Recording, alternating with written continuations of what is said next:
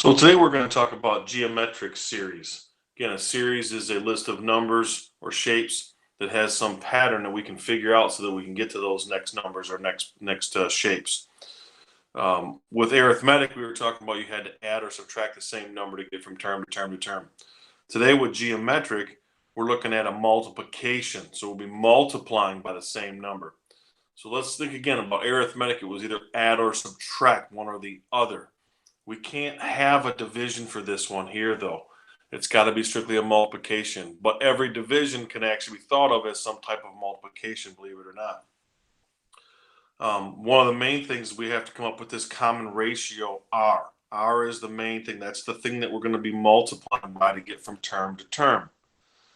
We can find that by taking the second term divided by the first term. Remember, with arithmetic, we took the second term minus the first term and got that value D, that common difference. This is a common ratio, and we're going to take the second term divided by the first term, but then we want to check that as well. Don't just assume it's the same throughout the numbers you're given. After you check the first two to get that number, check to make sure you can get the third, the fourth, whatever other numbers that you have. So we'll practice with these four examples here on how to find out what that R value is. So we have this, it says 2, 4, 8, 16. You may be able to look at that and tell really quick, but if you don't, that's okay.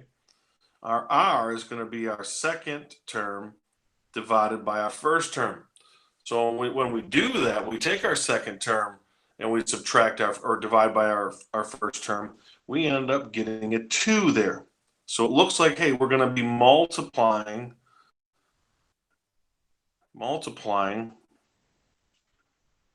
by 2. Let's double check that. If I take 2 times our 2, do I get 4? Yeah, I get a times 2 there. If I take 4 times 2, do I get 8? Yes, I do. If I take 8 times this 2, do I get 16? Yes. So if we were to continue that pattern, I'd multiply by 2 again and get 32, multiply by 2 again and get 64, and we can continue that pattern. So we found out for this one right here that we have a value, our value of that 2 right there. If we come to the next one, we have 3, -9, 27, -81. That negative may bring some panic in for some of you, but don't worry about it. We have this little formula up here to determine what the R value is. So for R, we're simply going to take the second term, the -9, and divide that by the first term of 3. When we put that in our calculator, divide that out, we get -3. Okay? Remember, when we multiply by a negative, we get a negative. If we have a negative and multiply by a negative, we get a positive. So this one here is saying right now, multiply by -3. Well, let's check that. If I take 3 times a -3, do I get -9? Yes. And again, you can use your calculator for this. Don't be afraid to do that. We have, again, multiply by -3. So if I take my -9 times -3, the negative times negative is positive. 9 times 3 is the 27. If I do it one more time, multiplying by that -3, or 27 times -3 gives us -81. If I wanted to continue that pattern, I'm multiplying by -3 to the -81. I get 243 times another -3. I get -729. And again, you can do that on your calculator. For the next one I have here, it says 160, 80, 40. Those are going down. The number when numbers decrease, you think subtraction or division, things are getting smaller. So yes, if we looked at this, if we took 160 and divided by 2, or cut it in half, we get 80. We divide by 2 again, we get 40. But as I said earlier, we cannot have this as a division. So as long as you stick to this second term divided by first term, you'll always get the number you're dividing by. Or I'm sorry, always the number that you're multiplying by, and not a division.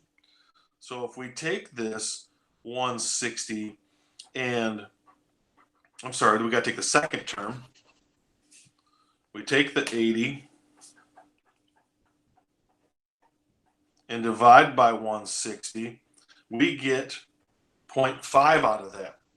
If you want to write that as a fraction, that's 1/2. Okay. Multiplying by a number between 0 and 1 is the same thing as dividing by its reciprocal. So multiplying by 0.5, which is 1/2, is the same thing as multiplying by the reciprocal, which reciprocal is just flipping the fraction over. You have 2 over 1.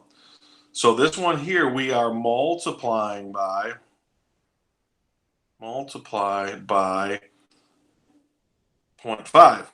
If we take 40 times 0.5, we get 20 for our next term. It cut it in half. It's the same thing. If we take and we multiply that by 0.5, we get 10. It cut it in half. So it's looking like a division, but it's because I'm multiplying by a number between 0 and 1 that it looks like a division. For the last example that I have here, we got 1, 3, 5. Well, if we stick to our pattern again of using the second term divided by first term, we'll take our 3, divide by 1, we get 3. So it looks like we're multiplying by 3. Well, if we look at this, I take 1 times 3, do we get 3? Yeah. If I take 3 times 3, do we get 9? Or do we get 9? We don't get this here. So this is a big no here. This, again, doesn't mean it's not a pattern, but it's not geometric because I'm not multiplying by that same number. In fact, I'm multiplying by 3 here, and then from 3 to 15 is multiplying by 5. Those are the odd numbers, 3, 5. So the next one probably would be multiplied by 7. And I could figure that pattern out, and I could get additional terms, but it's not going to fit in this category of geometric where I have nice formulas to figure out other information. So this one here is simply not geometric. And that's because I'm not multiplying by the same thing to get from term to term.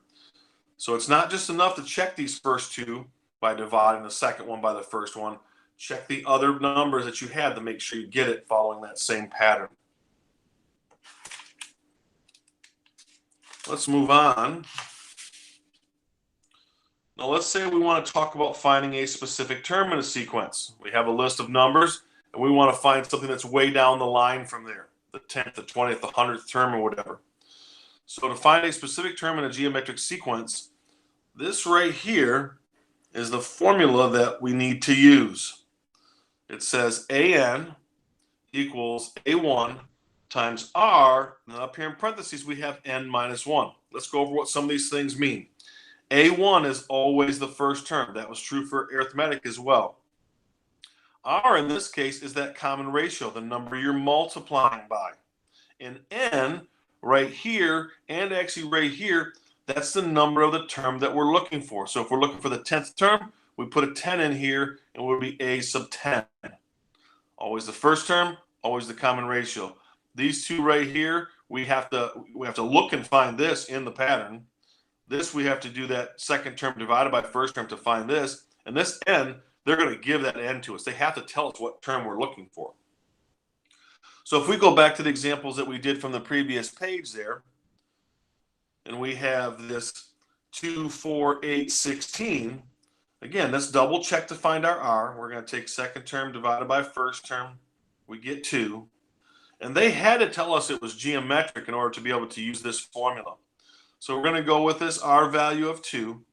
They're asking us to find A10. They're asking us to find the 10th term. So we'll plug these numbers into this sequence, this formula right here from this sequence. A1 happens to be 2, parenthesis, times R. R is 2. I like to put that in parentheses as well to show that it's multiplication. We don't get messed up. If this was a negative, I don't want to be subtracting instead of multiplying. And then up here in parentheses, because we're looking for the 10th term, it's 10 minus 1. And we had that N minus 1 in the arithmetic as well. So it's the number of the term minus 1, always going to happen right there. So if we start to simplify this, we got this 2 in this parenthesis. This right here is actually 9. So we have 2 to the 9th power right here. And if you type that in your calculator, you see it, it will give you the answer. I'm going to simplify it out a little bit here. 2 to the 9th is actually 512. And then when we multiply this by this 2 right here, we get 1,024. So the 10th term of this sequence is 1,024 because we use this formula up here, plugging these values in. We come to that second example that we had. Well, if we flip back over there, we remember that it's multiplied by -3, but let's just double check. It's this -9 divided by 3, which gives us -3. So now we have the 3 pieces we need. We have A1, the first term. We have our -3, and they're telling us that we're looking for the 12th term. So we want A12 equal to the first term, which is 3, times R. And then that R is to the power of n minus 1. Well, the n is 12 minus 1. Again, if you're good with the parentheses, you're able to type that in the calculator at one time. That's fine. You can do that. So we have 3 times, this is actually 11. So if I take -3 to the 11th power, I get -177,147. Need to multiply by this 3 right here. So for our 12th term of this sequence right here, it's -351,441. Pretty big number. So the 12th term of this sequence is this -531,441. For our last example of trying to find a specific term in a geometric sequence, we have this one that's 160, 80, 40. We got to find A9, the 9th term. So we'll check this again. We'll take our second term divided by our first term. So 80 divided by 160 gives us this 0.5 or 1/2. It's okay if we use the 0.5. We're trying to find A9. So our formula again back up here says to plug in the first term. Our first term is this 160. We got 160 in here. And then our R was this 0.5. That goes in parentheses as well. And up here on top, we have this 9 minus 1. So if we start to simplify this out, we still got the 160. This is now 0.5 to the 8th power. 160 times 0.5 to the 8th power. I already put that in my calculator, and I ended up with 0.003900625. And I'm going to stop there for a minute. There's no need to round this thing or do anything with this. You can leave, after you calculate 0.5 to the 8th power, leave this number right in your calculator, and then just push multiply by 160. That's going to give you the most accurate number. As soon as you start to round this off and change this number, you're going to get a little bit different number. We want to try and be as accurate as possible. So after you take the 0.5 to the 8th power, leave this number in your calculator, and then simply just multiply by 160. And for this one here, it turns out to be 0.625, not 625, 0.625. So for this sequence right here of 160, 80, 40, the 9th term is this 0.625.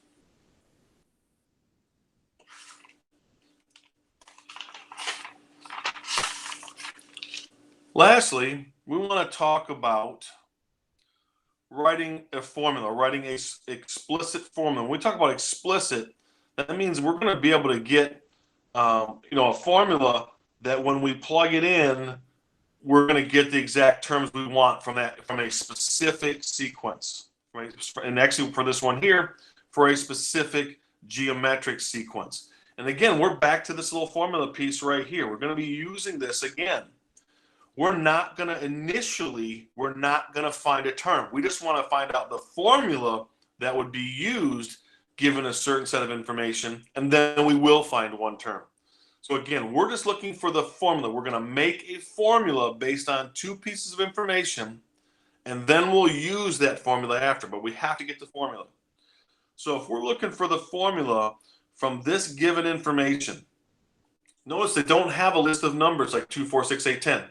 They told us what the first term is, and they told us what we're multiplying by. So we could start with 2, multiply by 3 and get 6, multiply by that and get 18, multiply by that and get 54, and we could start to generate our sequence. It's not asking us to do that though here. We want to just write the formula. So AN equals, remember we have this A1 times R to the N minus 1. What gives us A1? So we have this 2, and again, I like to put in parentheses, times our R value here of 3. And then since we're not finding a specific term right now, this is just going to be our N minus 1 right here. So we have the AN equals the first term times the common ratio to this N minus 1 power. And this right here, this is the formula. But it's the formula for this information right here, for this specific first term and for this specific R value. Now, if we want to find the fifth term, that's when we'll come in here and we'll say, hey, we're going to use this information. And now we're going to put this 5 minus 1 up there. And when we calculate that out, the fifth term of this sequence is actually going to be 162.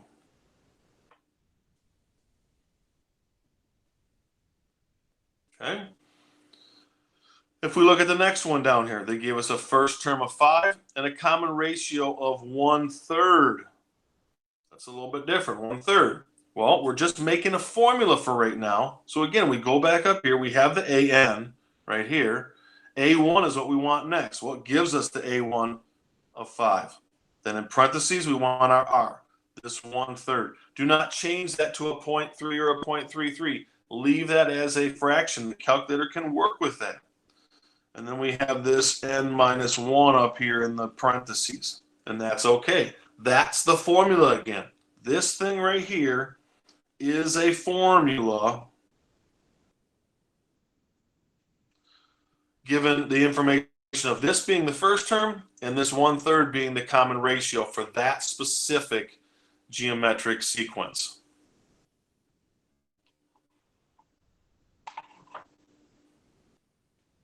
What's going on? Focus on us there.